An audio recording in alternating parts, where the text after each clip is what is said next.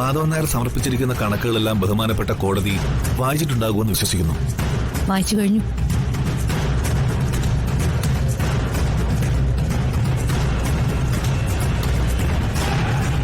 ഒരു ലക്ഷണമൊത്ത കഥ വായിച്ച പോലെ തോന്നി എനിക്ക്. എന്റെ മക്കളോട് പറയാൻ ഞാനും ഇതുപോലെ എഴുതി വച്ചാലോ എന്ന് ആലോചിക്ക്.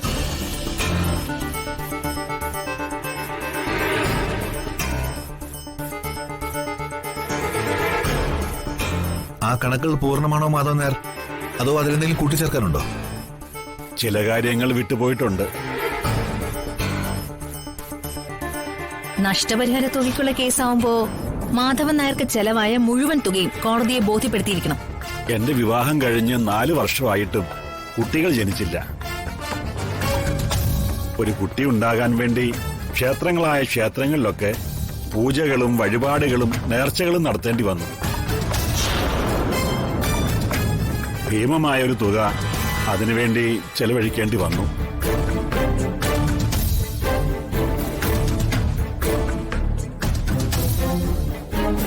കോടതി അനുവദിക്കുമെങ്കിൽ അതും അനുബന്ധ കാര്യങ്ങളും കൂടി ചേർക്കാമായിരുന്നു. അടുത്ത സിറ്റിംഗിന് മുൻപ് സമർപ്പിച്ചിരിക്കണം. യെസ് യുവർ ഓണർ, സമർപ്പിക്കാം.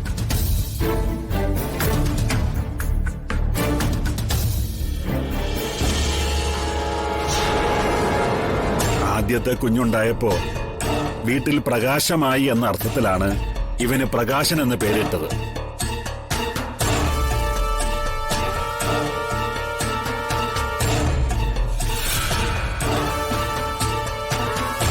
എന്നാൽ വീട്ടുചെലവിനുള്ള പണം കൂടി അടിച്ചു മാറ്റി വീടിനെ ഇരുട്ടിലാക്കിയാണ് പ്രകാശം ചെയ്തത്.